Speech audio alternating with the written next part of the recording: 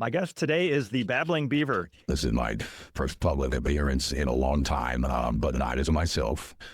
The Babbling Beaver is modeled on the Babylon Bee, which I suspect many of your listeners aren't familiar with, which is a satire parody website that goes after wokeness and writ large. The Babbling Beaver is very focused on all madness at MIT. He's been publishing for 3 years now, 3 times a week. It was an email, also on social media. A shorter piece, maybe 200, 250 words max, going after a particular piece of wokenity at MIT. In the last year, the Beaver has branched out to other elite universities because there's just so much material to work with. The goal is to make you laugh at foolishness. And what many people don't realize is that when you look at the title, like MIT's course on erotic vomiting, for instance, and then you read the article, your first impression is this must be all made up. This has got to be complete fake news. But if you click on the links, and this is very important for reading the Beaver, if you click on the links, you find out, oh my God, there really was a course on erotic vomiting. And 90%, easily 90% of the material the Beaver writes is real stuff masquerading as fake news, and 10% is made out of the whole cloth. There are satire songs and parody songs and poetry and weird stuff like that, but 90% of that stuff is really happening. So is MIT kind of the center of climate wokeness, do you think, in universities, or is it just one example of many? It's one example of many, but MIT has perfected the grift. So it's important to understand that these folks have settled on the science and are milking it for all it's worth. And it's very important to understand that because they're not actually doing climate science. The amount of climate science that's going on at MIT is de minimis because God has fallen. It's carbon dioxide, and if you dare to be a skeptic about that, like Professor Dick Linson, you're marched out of town. Most of what's going on at MIT is the ancillary research on either what do we do to minimize carbon dioxide, how do we get to net zero, et cetera, or believe it or not, a huge amount of social science is happening right now about how climate change is inevitable and it's hurting this minority or that minority. And so, like, it's a pylon, it's a money pylon right now. That by the administration, our new president, Sally Hornwood, who's much better than the last president, who was a disaster, has decided, or did decide, she's actually starting to pivot right now. When she first got on board, decided that, 3% of the faculty should be working on climate science, because that's where the money was. It's the Willie Sutton phenomenon. And they, like anybody else, scientists respond to incentives, and if you dangle money in front of them, they're going to twist their research into climate science, and that's what's happened. There has been a change since last November. They're talking a lot more about manufacturing and onshoring and more realistic things. So I suspect that the rate of new climate awards is going to drop precipitously, and again, scientists are like anybody else. They will follow the money, and then you'll begin to see that taper off a little bit. What this does to the advocacy groups, now there are many advocacy groups at MIT on climate. There's something called the Climate Portal, which is a propaganda organ. It's a full-time propaganda organ run by a consortium of people at MIT who are determined to convince you that we have a climate catastrophe heading our way, and we must do everything we can to obey the experts. MIT is up to their ears. So do we want to talk at all about why you're not appearing as yourself here? Yeah, sure. Let me start with I'm retired. I had a long career in technology. I won't get specific about it because it'll be too easy to find me. The other years ago, I went through a cancellation experience. This is actually before it was called cancel culture. It was early in the run-up.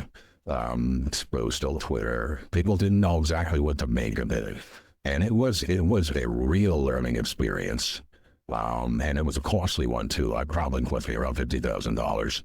I had to resign some boards. It was an ugly experience, including the mischaracterization about my position, including the stuff that followed me on Google for years is beginning to disappear.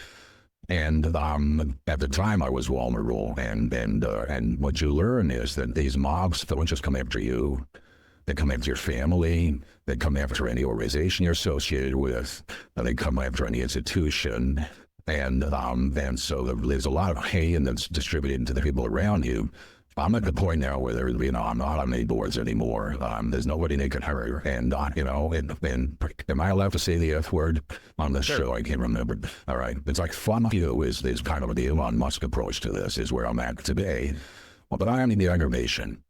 And the Babbling Beaver pokes fun at a lot of powerful people. And they have minions. And by the way, these minions at MIT are really, really technologically sophisticated. I mean, the Babbling Beaver website is under constant attack. But luckily, I have a technology expert of my own. I won't mention how much work he's done with Mossad, but his expertise protects the Beaver from these attacks. But I stopped writing under my own name a long time ago. I only write under the Beaver and Medicalization, if you're loving a Medicalization right now, also writes serious pieces for Heterodox STEM and Mining the Campus. But the Babbling Beaver is all about mockery, which is really what I want to talk about whenever you're ready. One other question, though, is that do you think the MIT science community, do you think they're really all in on this scam, that they believe it? Or privately, do you think they know that CO2 is not harmful to our children? Well, like anything else, who's there is a spectrum. Some of the most respected, some of the most people I respect the most, like Kerry Emanuel, who was at Peeps, who is a real climate scientist. We'll talk chapter and verse about CO2, but as soon as you get on to what do we do about it, he's a realist, right? And he's a realist, and all the cockamamie schemes that they're coming up with, the carbon capture routine schemes, which are completely insane. The bankrupting the national economies by banning fossil fuels. He's not on board with any of that madness. But again, there's a spectrum. I'm sure there are some true believers. I'm sure there are some total skeptics. There are haters, but most of them have been silenced. I think a lot of people don't understand the fear under which so many STEM professors live. In places like MIT, FIRE has done a lot of surveys on that.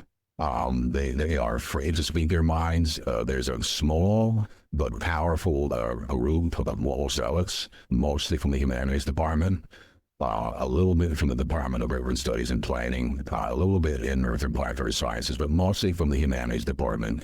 And they wield outsized influence on the culture on campus, and they will come for you. And it doesn't matter whether you're tenured or not tenured. The Babbling Beaver has a pretty extensive mole network. I have a lot of professors who feed me material.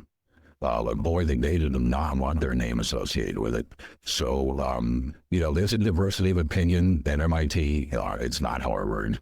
There are conservatives on the faculty, believe it or not, mostly in the hard sciences. And they're beginning to see the light at the end of the tunnel right now. All right, so let's go ahead and talk about you fighting the climate scam, in particular with mockery. I've had such a good time reading your work in the last couple of days. You've done a lot of mockery of the climate scam, so let's talk about that. Well, it's the top topics that the Beaver goes after is the climate scam. I go after a lot of the gender madness that happens. The School of Humanities, Arts, and Socialist Scientism, which is what I call it, is the butt of a good deal of my jokes because they make it so easy to make fun of them. I mean, particularly the gender and women's studies people. It's a laughing clown show, and so whenever I short of material, I reach into that bag. While the climate stuff tends to be a little more directed. And I am informed on the subject. I read about it pretty widely, and then I will represent myself as a Bjorn Lomborg alarmist. So if you're familiar with Bjorn Lomborg, he's not a climate denier, Nor am I. I'm not going to get up and say that the bad for projecting CO2 has no impact. You can't. That's not a sustainable position. It's going to have some impact. Of course it is. Do we know what the impact is? Not really. Should we know? Absolutely. We should be doing real climate science.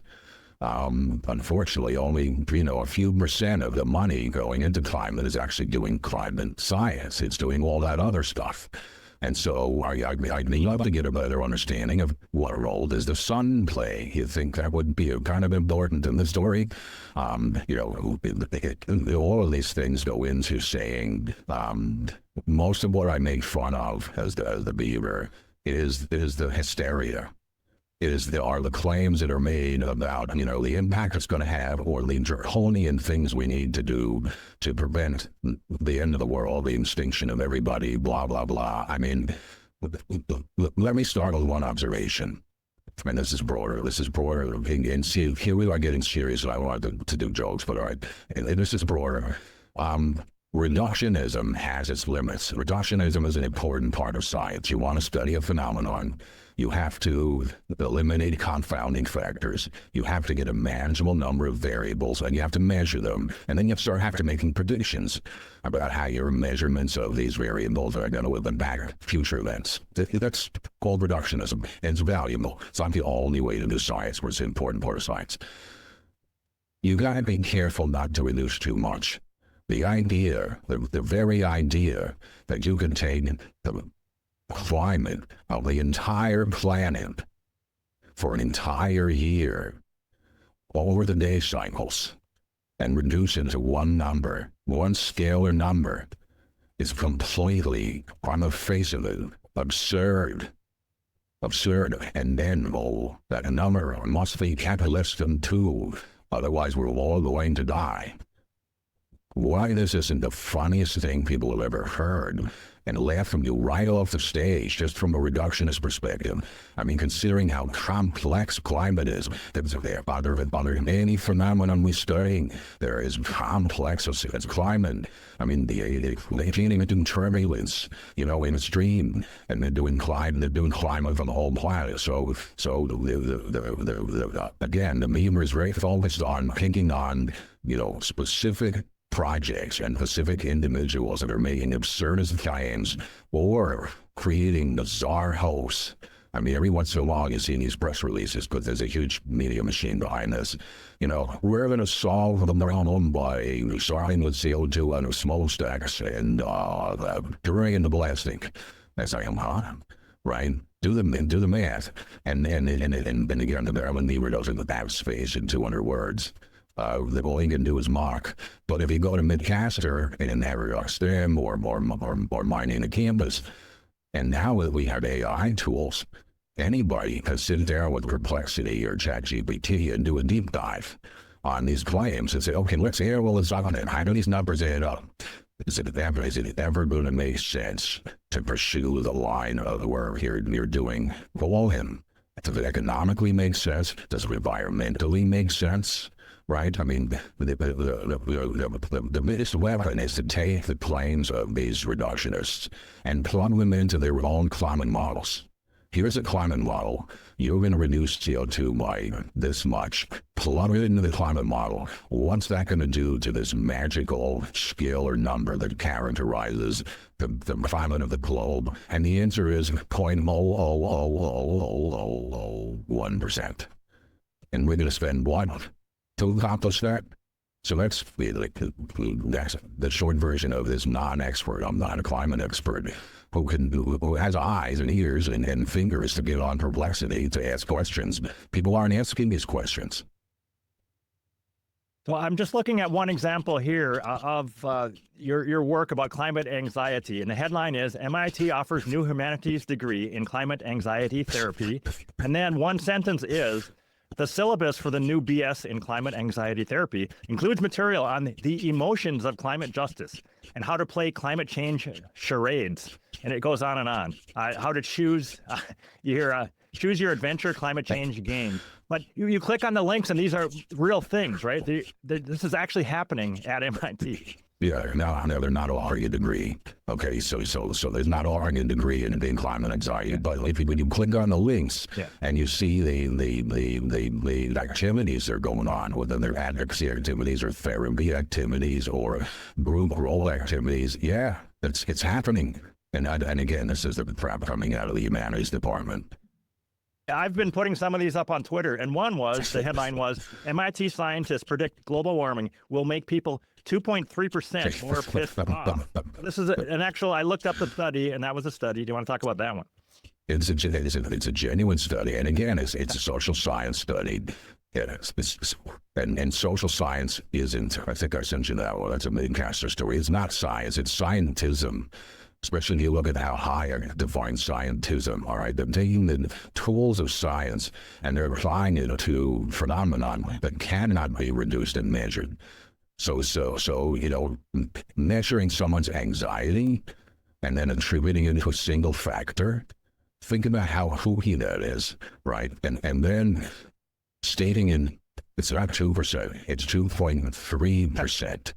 Right? Can you imagine a serious scientist claiming you can measure anxiety to 0.1%, and you could attribute it to being worried about climate? I mean, why isn't everybody laughing hysterically when they see all of that? It's a real paper. People publish this crap. It's into the complete corruption of the scientific publishing industry. But that's yet another subject. And by the way, the Babbling Beaver makes fun of that once in a while too.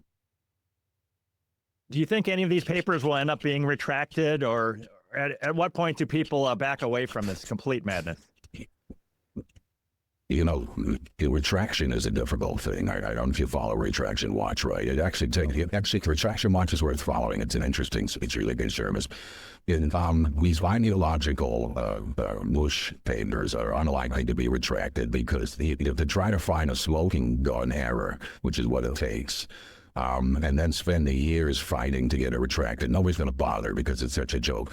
The way you fight these kind of papers is by getting everybody to laugh at them.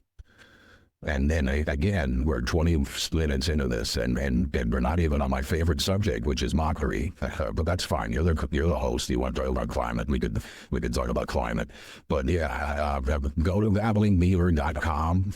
And they're all posted up there. All the archives are posted up there. Do the word search on climate, and you'll find a lot of material. All right, let's go for the mockery thing. I want to hear what you have to say about your favorite part. All right, so I want to talk about the power of mockery. All right, and the leaders in exploiting and understanding this power, what they've taught us over time. And I'll begin with the patron saints, but the two patron saints of the Babbling Beaver, which are Saul Alinsky and Mark Twain. So if you have not read Saul Alinsky's Rules for Radicals, Saul Alinsky was an anarcho-communist in the 60s who wrote a book called Rules for Radicals, which are brilliant guerrilla revolutionary tactics to defeat capitalism and patriarchy and all the rest of that. It's a must-reading book, okay? Because all of his tools were put into use in the long-washed city institutions, and these people are now running the show. So the people that Saul Alinsky were backing in the 60s are now running our institutions now. They're running our media. They're running our universities, all right? And it's time to turn these weapons against them. And there are 3 rules of the 12 that the Babbling Beaver takes as gospel. Rule number 5 states that ridicule is a man's most potent weapon. There's no defense. It's irrational. It's infuriating. And it works as a key pressure point to force the enemy into making concessions. So that's why ridicule is important. There's 2 more rules that Saul Alinsky followed, which are worth mentioning. The second one is make the enemy live up to its own rules. All right, people hate hypocrisy, and hypocrisy is easy to laugh at, and it's easy to mock. All right, so always look at that where they state some stupid rules and where they're violating those rules and go after them like a rifle shot. And the last is directly related to cancel culture and how it's been used, and it's rule number 12, which is pin to target, freeze it, personalize it, and polarize it. Right? The goal is to cut off the support network and isolate the target from sympathy. And that's something very important to remember. All right, I'll get back to that later. The other one is Mark Twain, who is probably the greatest humorist and satirist of all time. And he says it so briefly. He says, against the soul of laughter, nothing can stand. And he was so good at that. All right. If he has other people, H.L. Mencken, one of my favorites there. H.L. Mencken was caustic. Mark Twain was funny. H.L. Mencken is caustic. All right. You should all read your Mencken. What he said is one horse laugh is worth 10,000 syllogisms. All right. Many of Voltaire, famous atheist, Voltaire says, I have never made one prayer to God, a very short one. O Lord, make my enemies ridiculous. And God granted it. George Orwell. This is important. Every joke is a tiny revolution. C.S. Lewis, very religious. The best way to drive up the devil is to jeer and flout him because he cannot bear scorn. And blast Fidel Castro, believe it or not. Laughter is the rust that corrodes everything.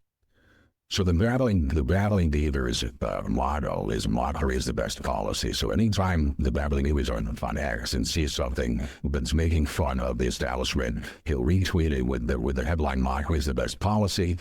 And if you think about it strategically, like the Beaver believes in mockery is always more effective than debate. Debate between experts, we know, hey, I got my experts, you got your experts, people are going to hear what they want to hear.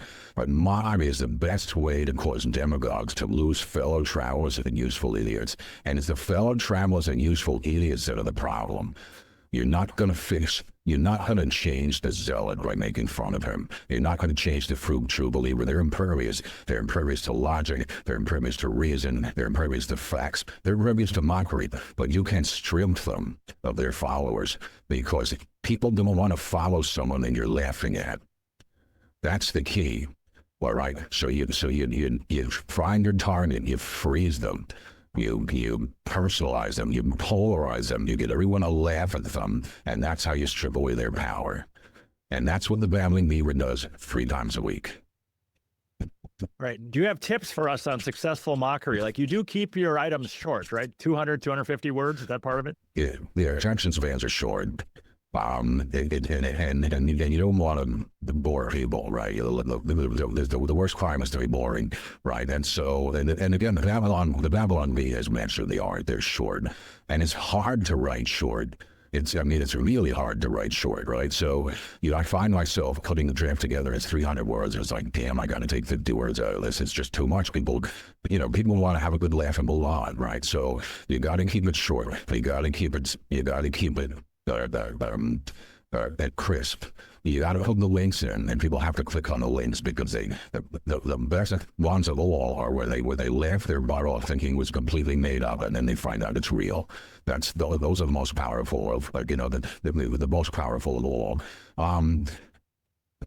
People writing has degenerated. I mean, I'm an Alexander Dumas fan. I like paragraph-long sentences. You can't write that way anymore, right? It's got to be, short sentences. You got to stay away from the $5 words. It's a shame, right? But you got to do that, and you can't be unsympathetic. Right, you can't be nasty, right? Which is hard, right? Because it's so easy to get nasty. If you get nasty, you lose the audience, right? You really have. You want to get them to laugh with you, right? When you write these things, and it's not all of them hit it. Sometimes they miss. So I get a lot of feedback. Sometimes it's FU feedback from people. I've reached a stage where my rate of new subscribers is equal to my rate of cancellation. So, because I'm offending somebody every week, right? So it's kind of reached a flat plateau. And the Babbling Beaver has not figured out how to market this to a wider audience. It's that one of the reasons why I agreed to come on with you, Tom, is my hope to expand our followers, especially our email followers, because even though the Beaver's got a couple thousand ex-followers, rarely does it get more than 100 views on the posts.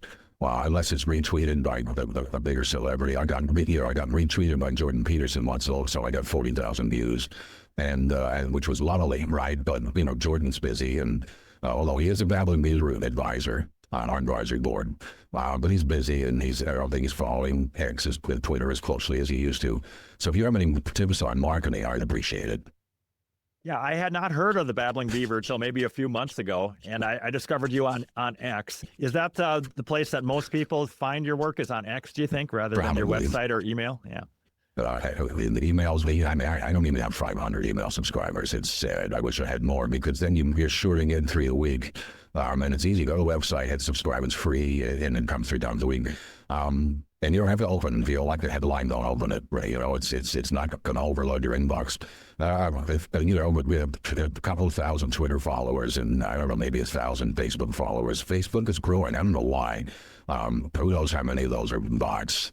It's the Beaver every day is scraping bots off his Twitter follower. They're all the same, right? There is a new account. They have 0 tweets, and it's some roller back to you, right? And every day 3 or 4 more of these show up on the Beaver's account, and you knock them out, you report them, you hit the block. But it's like fleas. And once in a while you get into some interesting, serious people. You're very happy to have them. Yeah, you have serious people on your advisory board. You mentioned that. Right? Yeah. Well, most of them with the cancellation experience themselves. Do you want to talk about other subjects that you've mocked? It goes far beyond climate, right? So I think one of the most pernicious tools that the woke left has used to turn the world upside down is what I call gender madness. And gender madness has real victims. It can disturb young people and disturb teenagers who are going through some kind of phase. And, you know, puberty is tough, right? Dating is tough. Homosexuality, which is a natural phenomenon, is tough. Right? I mean, it's not easy to be homosexual, right? And you have every right to express yourself that way, but it's hard, right? And then if you're in denial about it, all of a sudden say, well, I'm not really a guy, I'm a girl in a guy's body, so therefore I'm not a homosexual. I mean, there's so many different pathologies that are associated with this. And the gender madness and the 72 genders, or I know what we're up to now. I mean, I know for a while there were quite a few of them.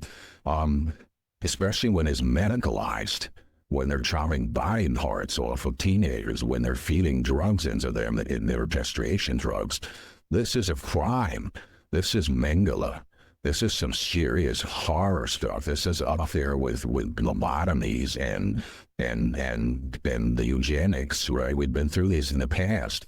And to see MIT scientists, and particularly people from the gender studies programs and the humanities department, that are all in on this transgender stuff, and the health department, it's horrifying. I think the tables are turning. Go to MIT's website, and it's still full of it. And so, you know, every month or so, the Beaver takes another pop in transgender madness, and that's probably second on the list to climate. The third is infantilization. You know, if you look at how college students and MIT students are treated today compared to back in the day, back in the day, by the way, it was sink or swim. People flunked out. I mean, MIT is a stressful place. It is the hardest thing I've ever done, and the most satisfying thing I've ever done was my years at MIT. I mean, it's not like other colleges, right? It's a factory. It's a science and engineering factory, and you've got to keep your nose to the grindstone to get through.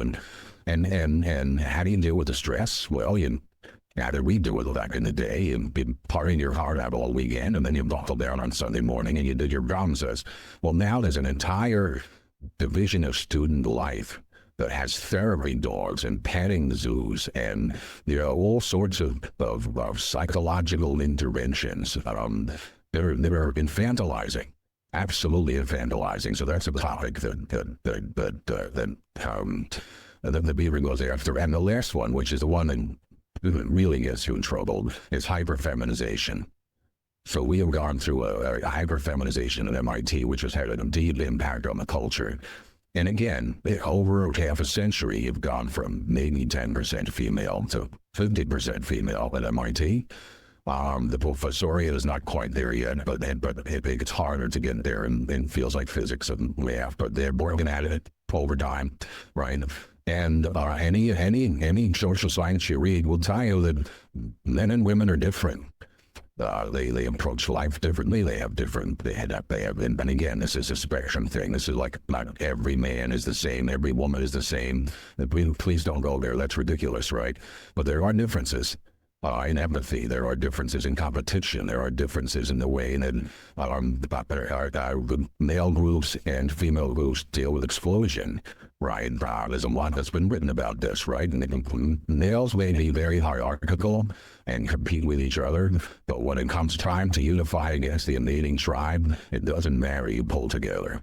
All right, and it's very, very important in our society to be able to do that. Women are different. Women, again, this is going to get me in trouble, but from an evolutionary perspective, their job is to protect their children. There's no more important job for them, and that brings different facts to the table. MIT has been deeply feminized, and it's been done by algorithm. Nobody wants to believe it. All right, but females have a double admitted rate to males as undergraduate applicants. That's a fact. Now, they will try to explain away that fact. They will say, well, the applicant pool of females is so much stronger than the applicant pool of males that it just happens to come out that way. Show me the data. Show me the SAT scores. They don't. They refuse. All that is hidden. Now, one thing, there's a nuance that's important. Except for 2 years, when they dropped the SAT, the admissions office, by the way, which is run by radical females, you have to look at the personnel. The admissions office will not admit someone who's going to flunk out. That doesn't do anybody any good. You can get away with that at Harvard because it's impossible to flunk out at Harvard, right? You just go into the studies programs, right? The MIT core curriculum remains rigorous enough that if you're not up to a certain level, you're not going to make it. And the admissions office has figured that out. They won't, except for 2 years when they dropped the SAT, and then there was a revolt of the professors because people were flocking out calculus, right? Which is just the entry level, right? I mean, this is jacks are better to hold in at MIT, right? You're building an entire edifice, and calculus is just like one of the building blocks down at the bottom. All right, if you can't get through that, you don't belong there, right? And so they're wising me instead of the MIT. What they do, which they won't admit, is they don't admit the best of the best. Because if they admit the best of the best, we can probably be 80% male, right? Just look at SAT scores. They are putting together a team, right? You can go look at the Beaver and go look at the website. They're putting together a team to climb a mountain together, and they want a diverse team, right? And what does that mean? Well, it's got to be 50% female. And they're immune. There was actually a movement for a while trying to bring litigation, similar to the litigation against Harvard for racial discrimination. And MIT's general counsel claimed that they are exempt. They will use the Wellesley exemption. They are allowed to discriminate based on sex. Because like Wellesley doesn't admit men, right? They're not breaking any law, and Wellesley not admitting men. So MIT, as a private university, says we are targeting a 50% female class. That's going to be tough on that basis alone to show that they're breaking the law. But just admit it. Get up there and say, our admissions office is going to gender balance every class. We're going to make sure no one flunks out, but we're not taking the best of the best. Because if we did that, we would not have a balance. Just admit it. So the Beaver writes about that once in a while, too. I'm curious how this works out. Where do the best of the best go? If they can't get into MIT, then what? They go on their grade lines. They go to Carnegie Mellon. This has worked out really well for Carnegie Mellon, right? They go to Rice. They go to Georgia Tech, right? They go to other schools. So their lives are going to be fine, right? If you got an 800 on your math SAT and a 750 on your verbal and 800s on your what do they used to call those things, the chemistry and physics, all the rest of that, you're going to do fine anywhere, right? I just think MIT's shortchanging itself for losing some of the best of the best. And by the way, once you fill your student body with gender balance, they have different interests. And the Beaver makes fun of that too. You got this fashion stuff that's going on now that they're making dresses out of used aluminum foil. I mean, I see really, no, they have a contest. I mean, there's a, go look at the Beaver. They're making dresses and they use aluminum foil. The research subjects are different. You're getting a lot of people in the humanities. The humanities department, by that's the last subject. The humanities department is making a concerted push now to infect the entire university, the engineering and science departments, and they're being aided and abetted by the administration. And they've got their foot in the door now. They have these initiatives that are trying to expand. They're expanding the roster of humanities subjects you can major in. I mean, major in the humanities and MIT? Are you nuts? All right. I mean, that was the washout. Back in my day, that was the washout degree. If you really couldn't hack it in science or engineering, you took a humanities degree as a consolation prize and you slunk out the door. Right. Now they're encouraging it. Anthropology, by the way, anthropologists totally woke at MIT, totally and beyond whole woke, right? So I don't know where we're up to here, but so feminization is a subject that's worthy of study and worthy of mockery. So do you think the woke pendulum is still far to the left? Is it getting any better at all, or is it still getting worse, or what? It's getting worse at a slower rate. There, I think it's going to turn. A lot depends on whether the momentum that's been started by the new administration in Washington will be sustained. And by the way, choking off the money is the best way to do it.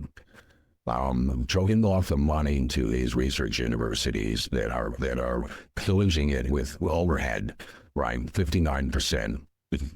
Where do you think that money's going? It's not all going to heat and electricity. I'm sorry, it's going to other programs. Pinching off that money is a great move.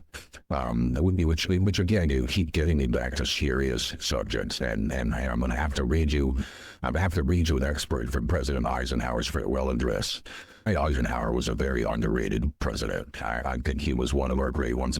So I'm going to quote directly from his farewell address, and this is after he warned about the military-industrial complex. And he said, "Today, by the way, today was 1959.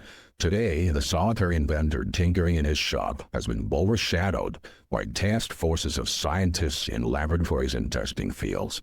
In the same fashion, the free university, historically the fountainhead of free ideas and scientific discovery, has experienced a revolution in the conduct of research. Partly because of the huge costs involved, a government contract becomes virtually a substitute for intellectual curiosity. For every old laptop, there are now hundreds of new electronic computers. And here's the warning.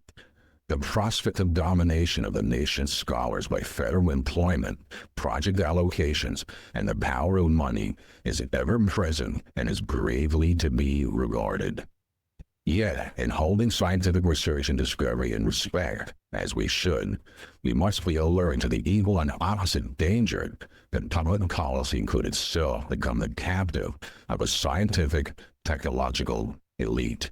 And that has happened, and we experienced it in spades during the COVID crisis. And they've fucked up. And as a result of it, they've lost their confidence of the public. This is this real crisis in science, right? They've squandered their position. They've got all in on enthusiasms for wrong-headed policies, and the public has recoiled and said, "Wait a minute, why are we giving all these people this money to become our scientific technological elite?" And they're giving it wrong. So this is where we are right now. Do you think we're at a point where we're going to have to change peer review itself? I don't know if you've written much about that subject, about peer review. Yeah. Peer review is up there. It's a mockery. Power review, it's a mockery. The entire scientific publishing industry needs to be revamped somehow. Don't know how. I have no answers. I only have questions. But it's a mess. Scientific publishing, the citation mills, particularly the influx of papers from low trust societies, right, are a mess, an absolute mess. If you look at there's something called citation justice now, right? I don't know if you follow any of this, right? Oh, no, you have to make sure that a certain percentage of your citations are underrepresented minorities and females, otherwise your paper won't get accepted. I mean, this is how crazy it's gotten in that world. So, follow the money, but scientific publishing needs fixing. Do you think informal peer review, just put the stuff out and let it get ripped apart on social media? Is there value in that? What do they call it? Pretrends? Yeah. I think scientists will rebel. The good scientists will rebel, and they will start subjecting the material to post-publication critique, and which is the right way. Which is how you always do it. You come up with a cockamamie theory, come and test it. Show me where I'm wrong. And in fact, if you're a fair-minded, honest scientist, you're thrilled if somebody finds a mistake in your work. You should be thrilled. Oh my God, I made a mistake. Let me fix it. I don't want to go further down this rabbit hole, right? Here's the part of the problem is being a academic scientist is a cushy life. It's a cushy life. You're not exposed to all of it. I mean, I can't tell you how many times I've been 2 weeks from not making payroll. Like, you never experience stress like that. Nothing like that. Oh, you got to write a paper, you got to get a grant, blah, blah, blah, blah, blah. It's a wonderful life. I wish I had my life to live over again as a professor. Right, probably a history professor, but it's like, oh my God, the hours are great. You could lord over students, you could, and you get paid by the taxpayer. The system is broken. Right, and it's starting with Andrew Bush, and we can go back to that. I'm sure you've talked about Andrew Bush before, and all the changes that took place after World War II, they're creating big science we have today. But we're experiencing those pathologies right now, and the bring down of the literature. And oh, by the way, let's look at Science and Nature and Scientific American and how their editors have turned it into wool rags. I mean, I'm sure you've talked about this on your show. Some of the stuff that they publish right now is laughable. And of course, the Babbling Beaver's job is to help you laugh at it. So switching gears here, let's talk about your latest article that I see right up on your website right now. Babbling Beaver advisor Francis Widdowson arrested and persecuted. Yeah, there's a Indigenous graves house that's ravaging Canada right now. The Indigenous schools, the Indian schools that was for the native population, they had their problems, of course, right? There's no question about it. They were trying their best to assimilate these people at the time as best they could into European society. Right, the Catholic Church played a major role in it, and it was not without its faults. They're not going to defend everything they did, but some guy comes along with ground-penetrating radar in an apple orchard and claims there are 215 graves of children who were killed and buried by this particular Tamil school run by the Catholics. And what a scandal this is. We need to atone, blah, blah, blah, blah. And so, well, that's quite an allegation. You think they would dig in some of those places and see other bones down there? No. There's been zero of these bones have been dug up. But the media will claim that there are graves have been discovered. I mean, the misinformation that's being put out by the established media, the legacy media in Canada, which has inflamed all sorts of people. Protests and anger and reparations and the whole 9 yards, and empowered grifters. Oh, by the way, all these things always empowered grifters. And Francis Widdowson, who was a tenured professor, so everyone said, wait a minute, well, this doesn't make sense. Let's do some digging. Let's find out whether these allegations are really true. They fired her, but they ran her out of town. She's got a book that just came out, which I highly recommend, that talks about the injustice of these homes. She showed up at her college campus, and to talk about it, she was mobbed and attacked by a group of zealous, Indigenous rights zealous, and the police arrested her. Now, yeah, right. Now, of course, they released her without charges, right? Which is how it works up there. And she won't shut up. And so this particular column, the one that just came out, is not a mockery. Which is, again, it's a serious piece about, hey, take a look at Francis and what she's doing. See what she's going through right now. And will someone please find out what the facts are? Just get a back call and no see. And they're doing everything they can to stop that from happening, because that'd be the end of the grift. Amazing story. I'd like to get her on my podcast if possible. Yeah, so you should. They should look around. Another item I want to mention here is you put up, to celebrate Northwestern surrender, the Babbling Geezers sing Bye-Bye CRT DEI. That's a different form of mockery there. So there's probably the 7 or 8 song parodies, some by the Beaver and some by the Babbling Geezers and whatnot. The lyrics are important. When the Beaver does it, he actually puts it through AI to change the voice. The one on Bye-Bye CRTD and Pi is actually in the natural voice of the singer. Unfortunately, neither I nor the fellow who did that can carry a tune. It's painful to listen to us sing. And if I could ask your audience for one thing, a volunteer singer. If I could find a volunteer singer who could just carry a tune, right, like he didn't know where it's supposed to be, to my lyrics, and I could put that to a song and then pass it to and turn her into Taylor Swift or Frank Sinatra. Boy, I would love that. That'd be great. Please drop an email to Babbling Beaver at babblingbeaver.com if you have a good singing voice, and I could record you with the music. I did one actually in the voice of MIT President Sally Cornbluth, which is pretty good. It's called I'm Gonna Wash That Wool Right Out of My Hair. And people of a certain age will recognize that song from South Pacific. And that one came out pretty good, because no one expects Sally Cornbluth to be able to sing. And it really sounds like her. You can actually model people's voices on this AI. And it costs you $20, so what? And out comes the voice of the singer. Usually I do Homer Simpson, because no one expects Homer Simpson to be able to carry a tune. So he is good cover. But do check out the song parodies. They're a lot of fun. Excellent. I don't have the quote in front of me, but I think you exposed, or you mentioned that someone from MIT said that 20% of their people are working on climate. Do you remember that quote? Yeah, that was a brag by President Sally Cornbluth. She was so happy to be when she first became president. The first thing the president has to do is where's the money coming from, and the second thing the president has to do is where the money's coming from, and the third thing the president has to do is where the money's coming from.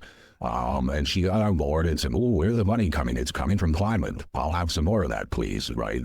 So she really encouraged the faculty to swing in that direction, which, by the way, they're going to end up regretting, right? Because then the money's starting to be choked off, right? There are existing grants, but how many new grants do you think are going to come out of the Trump administration for climate?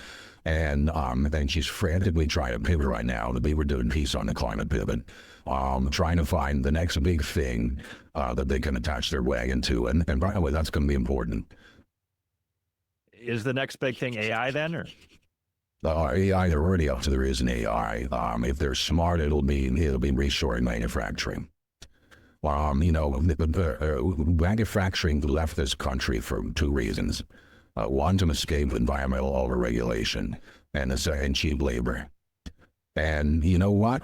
Environmental pollution and labor can be solved with technology. And MIT is good in technology. And if you want to reshore manufacturing, which has a lot of benefits, right? Time to market, less transportation, less supply chain risk. I mean, look at the supply chain disruptions that took place during COVID, right? There are 100 good reasons besides jingle with Datanism. There are 100 good reasons to reshore manufacturing in the age of robots. And MIT should be leading the way on that. And I think Sally's figured it out. Do you think when the next left-wing or Democrat administration comes in, then the climate scam will come back in the same way, 4-8 years from now, or no? That's a big risk, especially since we have a do-nothing Congress. So we have a president ruling by fiat, and Congress is doing nothing to turn that into legislation because, Congress is performative. Congress is not a legislative branch anymore. It's a performance branch. Right? How do I get reelected? What performance do I have to put on? They can't even pass a budget. I mean, if anybody thing deserves mockery is Congress, right? But that's not my job. Absolutely. If the pendulum swings back and we get another leftist in office, climate will be back. But you know what? Between now and then, we've empowered more people to laugh. We've empowered more people to ask hard questions. We'll have 4 years of redirecting the gravy train in other ways. So I think the momentum will have been broken in any event, and it will never be as bad as it got. We'll continue to waste money on it. We'll continue to destroy energy economies. But at the end of the day, reality raises its ugly head, right? Intermittent power sources like wind and solar cannot scale without effective storage, and they haven't cracked that nut. And it's a really, really hard nut to crack. Batteries don't improve exponentially, they improve incrementally, and they're expensive. And to think that you're going to get rid of fossil fuels and power the nation with sun, wind, and giant batteries, not in our grandchildren's lifetime is that going to happen.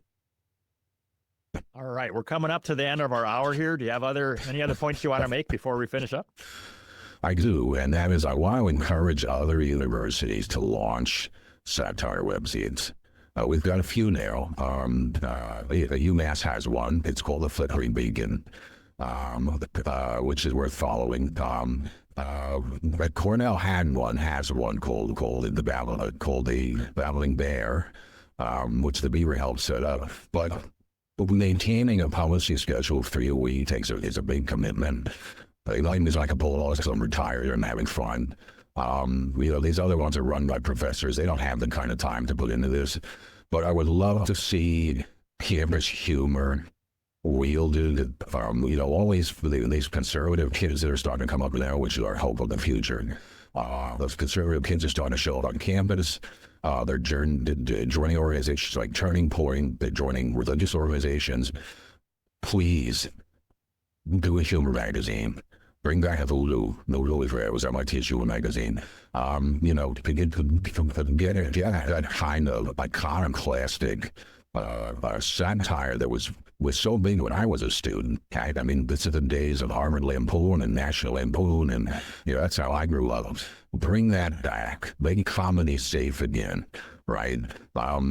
That's a biggest contribution that young people can make, is to get back into the comedy business. And you've got a format now with the Babylon Bee. It's so easy to do, and there's so much material. I mean, it's like you open your inbox every morning and you go, what do I want to laugh at next, right? So it's not hard to sustain a regular publishing schedule with all the material that's coming out, and it's fun. And we can find your work at babblingbeaver.com and on X at babbling_beaver. Am I correct there? Thank you. Yes, absolutely. All right. Anything else? No, thank you so much, Tom, and good luck to your continued work in the podcast business, and 70 subscribers. All right, I'll do the best I can. You're a great mix of, you're so informative and you're so funny, so I appreciate everything you're doing. And we'll thank you so much.